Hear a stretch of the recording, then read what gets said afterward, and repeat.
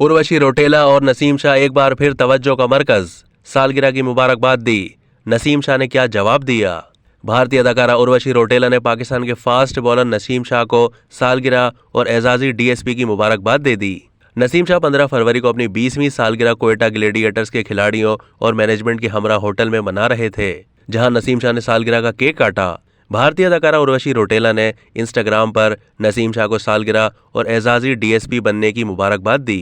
मगर भारतीय अदाकारा ने नसीम शाह की 4 रोज पुरानी इंस्टाग्राम पोस्ट पर सालगिरह से 1 रोज पहले मुबारकबाद दी। कौमी क्रिकेटर नसीम शाह ने भी मुबारकबाद देने पर जवाब में उर्वशी का शुक्रिया भी अदा किया। दूसरी जानिब अदाकारा की जानिब से मुबारकबाद के पैगाम पर सोशल मीडिया सार्फिन मुख्तलिफ तबसरे कर रहे हैं। काफी अरसे से भारतीय अदाकारा उर्वशी रौटेला का नाम नसीम शाह के साथ जोड़ा जा रहा है।